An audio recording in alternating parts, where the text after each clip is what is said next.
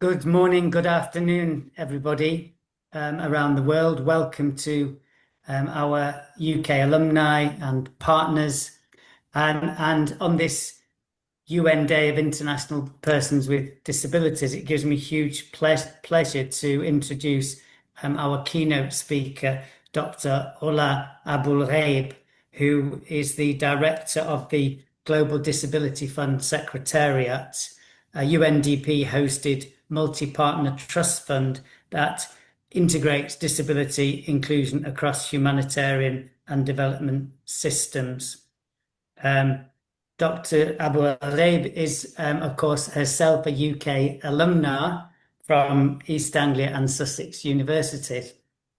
As the director of the Global Disability Fund, she manages a portfolio of more than 100 million US dollars, supporting reforms and programming in over 100 countries, working closely with governments, UN entities, donors, international NGOs, and organisations of persons with disabilities.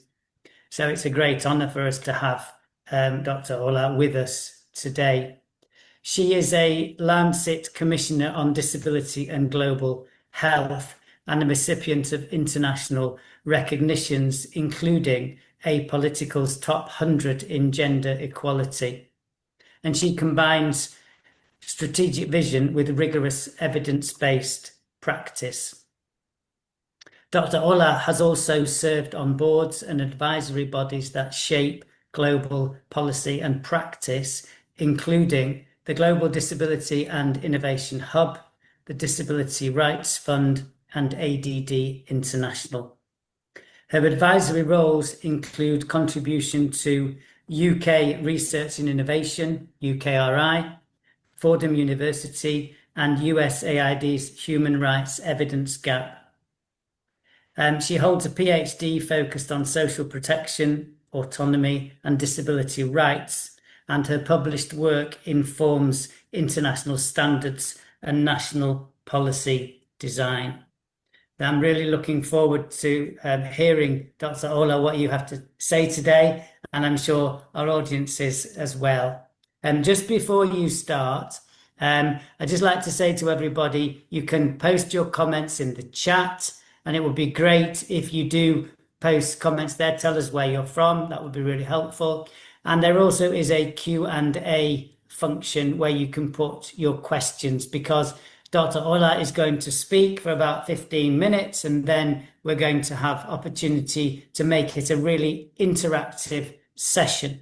And I know, Dr. Ola, that's what you're keen to have as well today. So thank you so much for joining us from New York, and I'll hand over to you. Thank you so much, Martin, and thanks for everybody to join us today for this event. It's really a great honor and pleasure for me to join you all and share some perspectives on the global landscape on disability inclusion more broadly, but also specifically when it comes to higher education and seeking higher education abroad.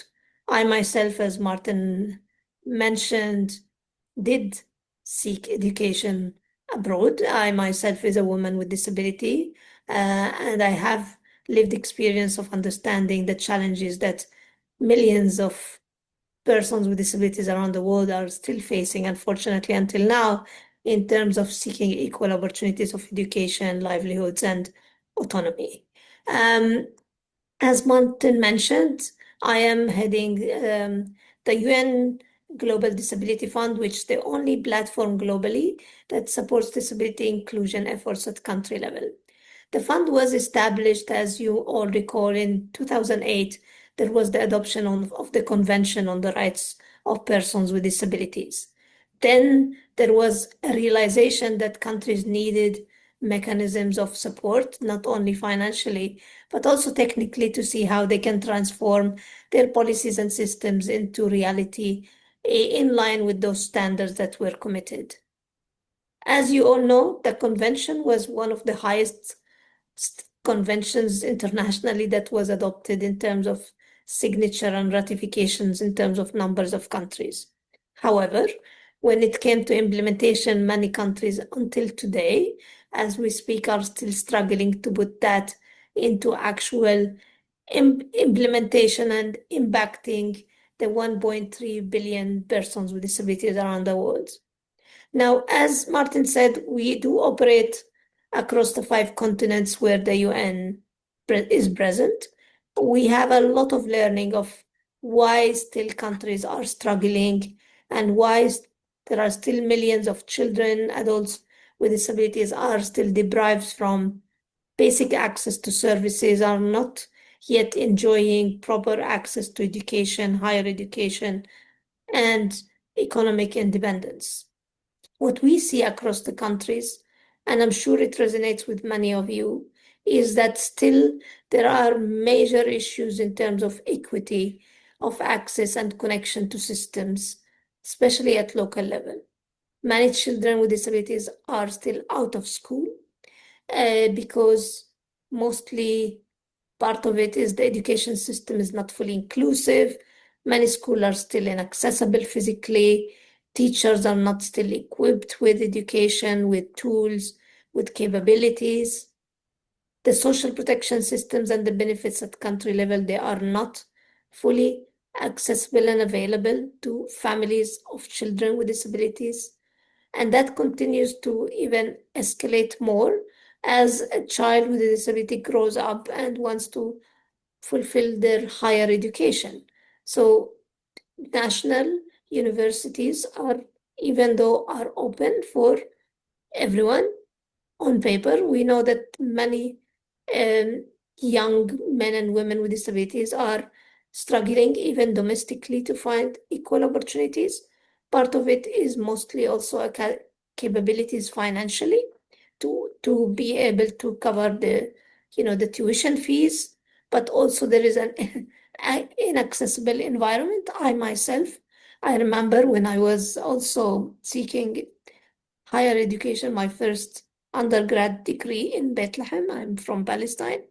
I was not able to find any university that was physically accessible. And I remember when I went to Bethlehem University, I was the first student with a disability. And I remember speaking to the dean, who welcomed so much me taking the. I remember he saw it as like a brave initiative of coming to the university within an accessible environment.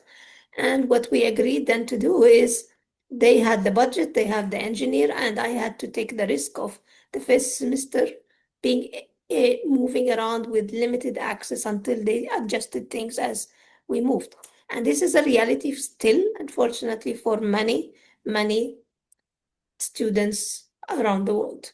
So as I said, part of it is about inaccessible environment, part of it is the affordability, but also another part is the thinking for what are the options for those students with disabilities for advancing higher education and seeking jobs and of the ambition that they want to achieve in their careers.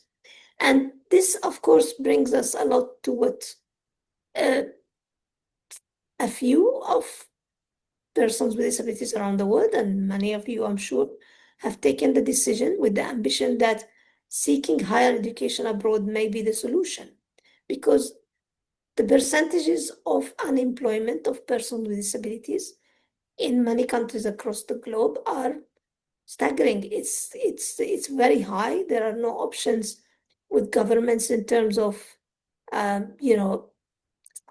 job placements, education, skilling, and to be able to be in jobs and be supported to retain in those jobs. So that's why there is usually the dream and ambition that seeking higher education abroad may give the students the opportunity or the higher chances that they will be able to attract employers to find autonomy and jobs and financial inclusion and capability to plan their futures. Of course, that dream and ambition usually is faced with another part of reality, which also I'm sure, again, many of you may resonate with that. What we see and what I even saw myself the reality starts to shock you from the moment you want to seek the options globally. We know there are good practices around the world. I'm not undermining that, even in countries in low and middle income countries. So there are some promising practices where we can see governments are starting to set some standards for schools on inclusive classrooms. We ourselves as a fund, we support a lot of that reforms on education system nationally in terms of understanding, the teachers' curriculum, the setting of the classrooms, putting up using AI and technology and assistive technology to help children with the different types of disabilities to be able to be, actively engaging in classrooms and having this equitable, participation, but also in terms of learning outcomes. We also work a lot on social protection schemes to be able to cover those additional costs for disability, whether it's covering higher costs for accessible transport or sometimes covering the needs of personal assistance services. So as I said, we do see some merging good practices, but as you all know, today we're facing a global crisis. This global crisis is hitting everybody, but of course, unfortunately, as always, it's impacting negatively more people with disabilities around the world. We see a lot of cuts with the international development funding. That means less money coming to governments. That means deprioritizing some parts of those populations, and unfortunately, a lot of it comes to persons with disabilities. Another reality that we see as well is climate change and this idea of coping mechanisms of engagement in community and mobility and access is also another part. And also, we can't ignore the humanitarian context. We are working right now in both Ukraine and Palestine. And in both contexts, we see how many children and adults are out of school because of the implications of the war, because of the displacement, because of, inaccessible temporal education options, even using technology. So we have to keep all of that in mind because all these layers of complexity and exclusion actually puts off the equal opportunities for adults who are really ambitious and really optimistic of having equal opportunities in life. So this comes to this idea of seeking education abroad. So what the opportunities are very clear because it's really using that as an opportunity of engaging globally, increasing the capability of, as I said, job security. It's about engaging with the ambition of joining education settings where systems are supposed to be inclusive and supportive to the experiences of millions of those young people around the world that are facing. So there is this, ambition and dream that you go to when you're starting with your applications, and I'm sure many of you resonates with that. But there are barriers that we have to recognize, and I'm not saying that it's always there, but some of it still is present and needs to be, taken into consideration. One big part is the application itself. It's not always accessible. We see, many students, even with different types of disabilities, may not even know where to start. So this access to information is one key issue that I feel still we need to do further more work about. We know also the requirements of even I remember very well from my own experience is this you need to seek in when English is not your main language, the English test. And it was interesting, I remember also myself that in those settings not always the setting itself is accessible. So I know it's small details, but every detail of what I'm explaining to you is actually a barrier and a blockage because it requires that additional consideration that we need to take, in mind. Also, the affordability. The affordability is a big, big factor, and I know many students are struggling still to find scholarships, capabilities of support, even seeking the visas. I'm sure, again, that's, that cuts across all students studying abroad. But when it comes for a student with a disability, it's even an additional barrier because there is this pre-assumption, again, talking about culture, an assumption that because I'm a student with a disability, that means I'm just going abroad because I want to stay there.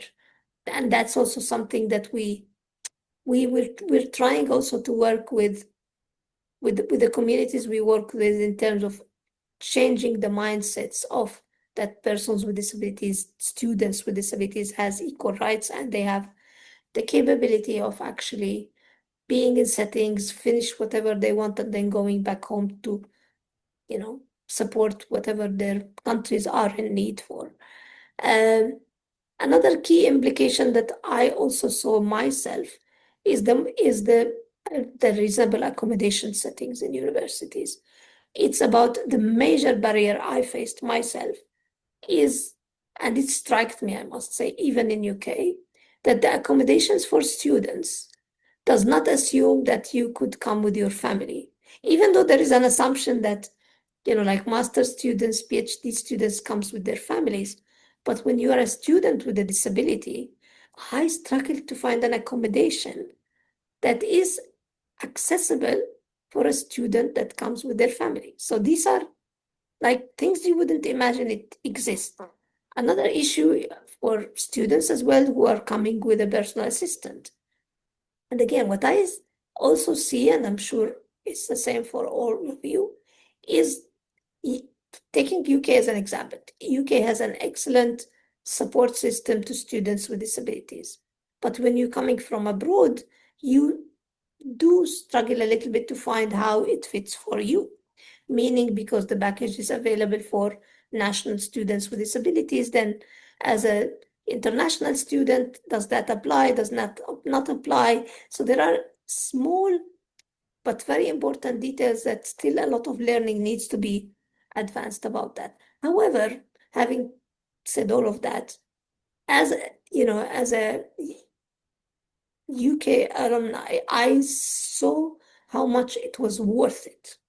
And that's why the investment of providing equal opportunities to students with disabilities to study abroad worth every penny of investment, both combined for the communities, because there is a lot of added value of bringing the culture, the learning, the ambition, but also for the students themselves. Now, what do we need to do in this very difficult environment to protect that? I genuinely believe it has to be a collective effort. It can't be done by universities alone, because we understand also universities struggle and they have their own challenges. It's not the host country. It really has to be different actors coming together to try to make sure that those equal opportunities for students with disabilities who decide to study abroad needs to have those equal opportunities on equal footing. We're not asking for a privilege, but that is something that, again, worth a further discussion of what systems and capabilities and initiatives needs to be put in place to match that target.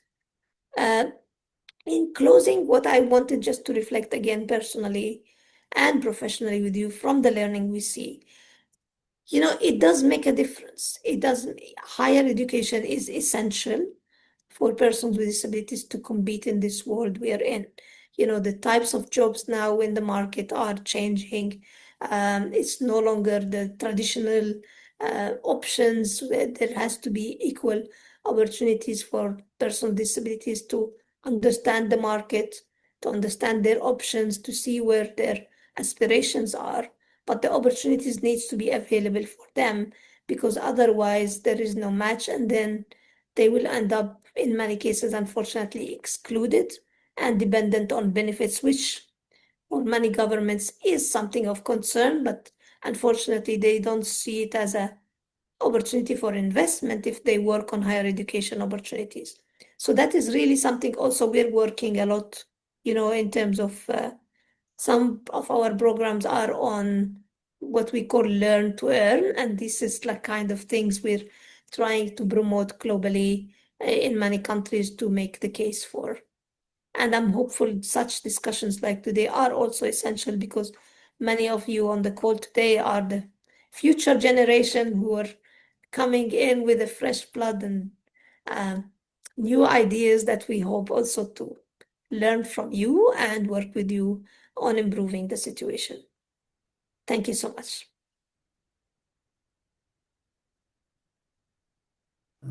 Thank you very much indeed, Dr. Ola. That was a really brilliant overview, and thanks for sharing your own experience of accessing UK education as well.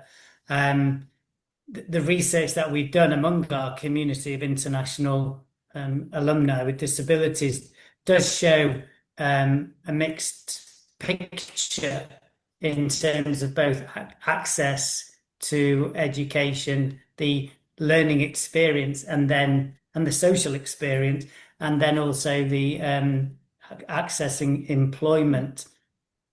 In terms of your own experience, then in the UK, based on that, in other words, what recommendations would you have for priorities that tertiary education institutions should have if they wanted to improve the inclusive environment? What would be the number one and two priorities?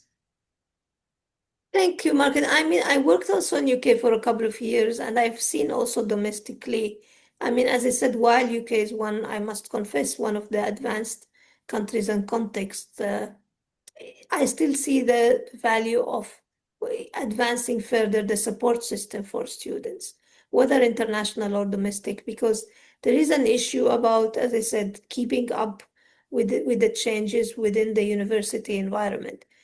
Part of it, as I said, is being sort of welcomed in terms of capability of engaging in the university, because it's especially as newcomers to the universities, understanding how the functions, connecting to students. I remember, very well this idea of what supported me very well when I came in was my Greek students around me. It's that support system that really enabled, because at a certain period of time I genuinely with the family struggled to find an accommodation. We had to find a hotel, and there has to be, so this, for some people, they don't understand its higher implication of having that stability of being capable to advance and focus on education, on your education, rather than, other issues. Another thing is the support system. The support system in the university. I understand also the implications of affordability from the university itself. But again, without the reasonable accommodation, the support of assistive technology, the personal assistant, the access to those basic services that would enable the student to function in the educational setting is still an area that I feel we can improve more. It's good, but there is a lot that can be learned about. I see it here still in the US as well. It's not like, as I said, higher income countries like UK, Germany, here in the US, you can see more advanced, but is it with the ambition and the standards we would like? I would say still not. So No. a lot of it has to do with even the students' unions is also another thing that I feel with that part of the university and the community is how far that part is also sensitive and supportive and inclusive to those students, because I felt there was a tendency of pushing that a little bit more towards, the disability support office, but that's not the intention. If I'm coming to a mainstream university, I want to be seen as a student first and being part of that broader engagement. Yeah, absolutely. Thank you. And as part of our community, and as you do, we do look globally, and we're looking to share good practice and to build partnerships with institutions and governments. And we've started off with partnerships between institutions and governments between the UK and Pakistan, Indonesia, Kenya, and Uzbekistan to start with. One of the questions actually we've got is from it's an anonymous attendee, but I'm inferring that the attendee is from Pakistan. And the question Dr. Ola, I want to ask, is there any program under UN or UNDP that provides scholarships for students with disabilities? If yes, how can disabled people have access to that? And then the second part is, are there major issues in it says here, Asian societies about the rights and awareness of disabled people? What are UNDP doing in countries such as Pakistan to overcome this issue? I mean, take that as you want in those two parts. Thank you. I mean, on the first part, internationally, UNDP does not have, I mean, there is the internship opportunities, which I encourage a lot of you on the call to, to keep an eye. It's not only UNDP, the whole UN system has those internships opportunities, which actually can open doors for, future jobs for graduates. But sometimes domestically, meaning at national level, some of the UN agencies do have some support system. We also have what's called the volunteering program. Again, it's usually just covering basic support, financial support, but again, it's your entry point to jobs. That's what I think the opportunity within the UN system is, the idea of finding entry points of engagement that gives you the stability and the future opportunity to have stability in your job. In terms of the broader lens of good practices of connection to governments, what we are trying to do is really support programs as a fund at national level where governments are committing with the private sector in terms of job placement post-graduation. Because that's the key thing, is not because in many countries, students manage to finish their higher education, but then they're stuck with where to find jobs. And this is something that we feel there are some merging good practices that needs a lot to be built on in terms of creating this public-private academic partnerships where the cycle is complete with the support system. And Martin, I must say, one of the good practices in UK, which I traveled around the world and I haven't seen well established, and I keep talking about it, and I know sometimes I'm being criticized that it's why, because the access to work scheme in UK. I know it has faults. I tried it myself, but if it's taken, and I am trying personally to take it to some of our programs globally, it's actually a very good model because it has this commitment between the employer and the government. It does give stability and incentive to people with disabilities to be in jobs. So these are kind of things that would be interesting, Martin, to build on in terms of what could be working between governments, universities and educational institutions and employers, and have a mechanism in the middle that gives this support system. Because it's not just a matter of finding a job, it's can I remain in job without having to cover all the additional costs and the retention and the competition. And so yeah, that would be my answer.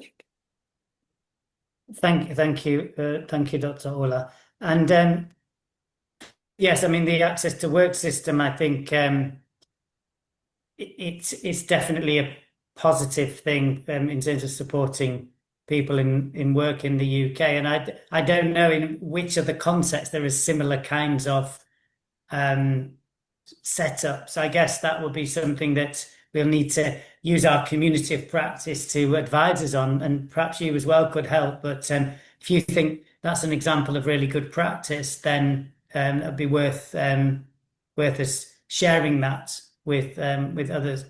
To go back to the question then of acknowledging and recognizing disability and disclosing disability. This, if that's the right word, I know that's not always the right word that people in the community prefer. But clearly, without going into different contexts and generalizing, it is different in different parts of the world. The attitude towards disability and people not feeling able to declare or to self-advocate. What can be done about that, do you think, in terms of sort of cultural change? Well, that's an essential part of the causes of exclusion, Martin, because it's not something on the surface. You don't really sense it, but in reality, it's one of the major concerns because also something I didn't touch upon, which is also very critical, especially for young girls with disabilities. There is the issue of stigma and discrimination and wrong assumptions, even by the larger families, of the added value. Why would I, as some families would, and communities believe it's not worth the investment. So that's why there is this issue of, can women, young women with disabilities actually foresee higher education, even in their own context? What are the additional barriers of culture and implications of even accepting to travel and accepting to? So there is something about those support systems, but also working with the communities and families around that attitudinal change. And it's not so much different, as you said, some part of it is about the awareness of the different actors, including the higher education system, including the governments, the private sector. I keep coming back to the private sector because, with the way the world is changing, we need to bring other actors to the discussion because that's also high implications in terms of employment, but also in terms of support system. And this is very central and key about it. And disclosing disability, I mean, I myself know why, because some students may be concerned if they disclose it early enough, they may not be accepted. And so this idea of how can we provide the reassurance to the students to disclose it early enough so they are provided with the system without giving them the fear that early disclosure may mean being excluded from any applications uh, and that's the only way, honestly, Martin, to undermine that fear is the confidence that they see it's working for others. Because if I don't know statistics recently in UK, but I don't know how many actually, with all the political implications and the financial, are the percentages of students with disabilities now being actually able to access the education system in UK? And if not, can we trace and understand those who tried and failed? Why was it the case? Because we are talking about 15% of the Yeah. population. It's not a small population. That means 15 of 100 students seeking education in UK will be students with disabilities. Now, I'm just taking UK as an example, but any country in the world, we still know that countries are interested to seek attention from international students, but is it really equally the case for students who are with disabilities? And if yes, what mechanisms and support system is in place to make sure this part of the population is also capable of accessing? Yeah. And I mean, of course, international students is a relatively small percentage um, of students, and in fact, fewer. Our survey showed that the percentage of international students who declared a disability was much lower than domestic students. But to go back to the sort of international context and people in their own system accessing education, you talked about out of school Yeah. children at the beginning of the education journey. Um, in UNDP, do you feel that the best interventions are at the primary and secondary stages, or at the tertiary stages? Where's the most sort of telling intervention likely to be? Because it seems to me that if the percentage of students with disabilities through the system are low, then inevitably in tertiary education you're going to have a small percentage. Look, for us, the fund, we are hosted by UNDP, but we actually work across the whole UN system. So we work even we support financially and technically UNICEF and UNESCO, and they are key leaders, and UNFPA and UN Women. And what we see, and we have just adopted our new strategy, and for those who are interested, they can go to our website and read it. What we found that actually, Martin, the essential part is actually the first 5 years, from birth to 5 years, because many children are actually not even registered. I worked in Morocco, and many children on in the system, they don't exist because families didn't even take the effort of having a birth certificate. So the system doesn't know they exist. So that means they will never be picked up in it, like even basic, and even under, like, in kindergarten or basic education, they are not there. And that is automatically excluding them from any opportunities as they go along in their life, because they will be excluded from essential education services. They will be excluded from nutrition services, from vaccination services. So you're talking about, early identification, support to their basic assistive technology, all of that package at the early age is the enabler for them to be able to go in the first education, level. In thousands of children, they don't have that opportunity. And already they are off, they're dropped off. It's impossible to pick it up. So the learning we see in countries, if that stage is not supported well, then there is, even if you have the most advanced systems in the tertiary and the higher education, it's already picking up a smaller percentage of those students. So that's really one key barrier. And also another barrier in terms of countries where we operate is, the access to the education system between urban settings and informal settings and, remote villages. It's about, that is the whole ecosystem. That's why we work across ministries of education, health, social protection, and finance to make sure that the system is taking children as they go in the education system, but is aware about the implications of cost, because many families tend to drop their children off school because they can't afford public transport, which is not accessible, so they have to pay extra, or the assistive technology because it's not afforded by the government, so the child wouldn't have a proper wheelchair, then they are dropped to school, or many schools are not providing sign language interpretation, so the child with hearing impairment would be ending up in a segregated settings with schools, which I've seen around the world, where they stop at the sixth elementary school and then you have nothing. You don't go in the education system, not because you don't have the capability, it's because the education system doesn't provide you with that. So governments sometimes have this tendency of, still unfortunately, this the inclusive education system is not well adopted in many countries around the world, which is the idea of making sure across the different types of disabilities, across the different realities in the country, system education is provided and is adapted to the different realities and needs. And that's where the, the majority of the exclusion takes place. Thank you. And you mentioned and we're coming to the end, unfortunately, now, but I just want to ask you a final question, Dr. Ola, from the Q&A, which is, you've got quite a lot of activists on the call and in our community who have the civil society activists, they might have small organizations.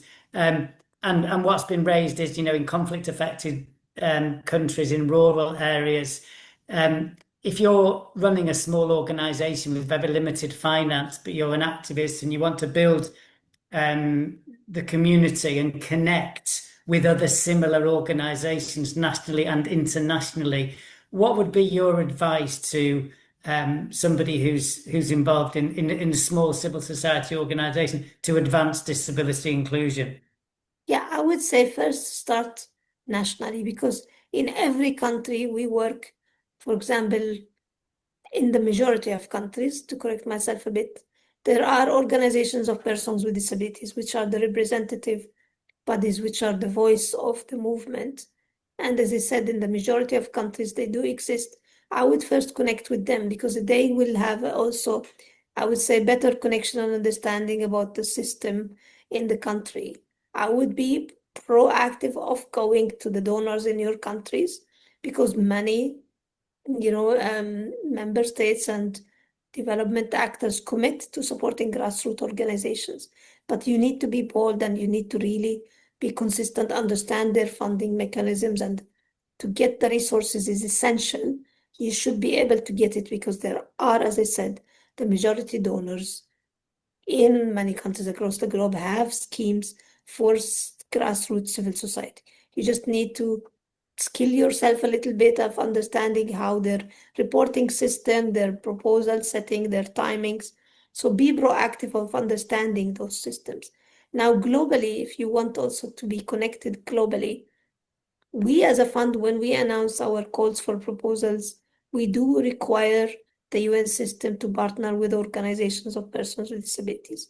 So keep an eye on us. I know we don't usually have a lot of money, but that's one opportunity. The other opportunity is also important for you to know. There is the International Disability Alliance, which is the network of organizations of persons with disabilities around the world. That is a rights, like holder's voice.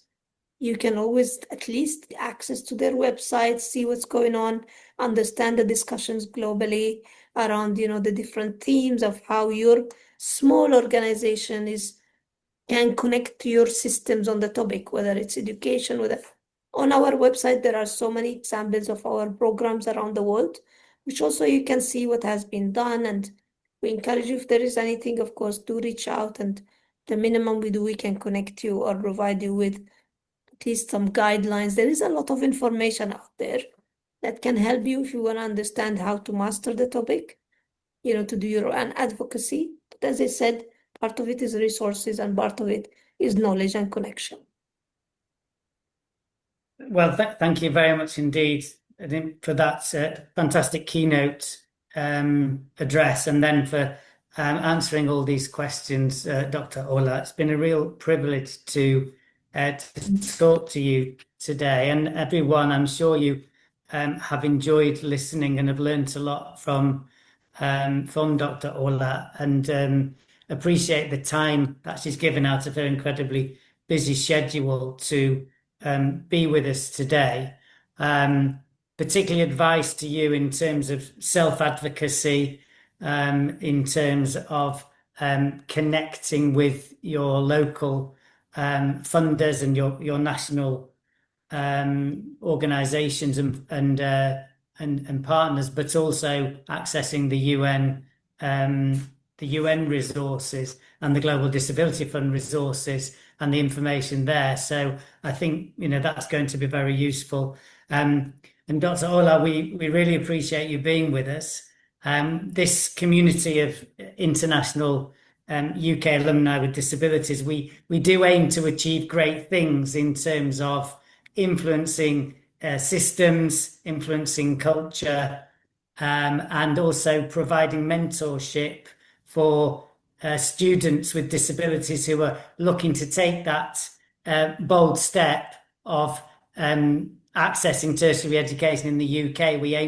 Our community aim to be mentors for the new students coming, and you today have provided fantastic mentorship for students with your own story and your own experience and everything that you've achieved in your career.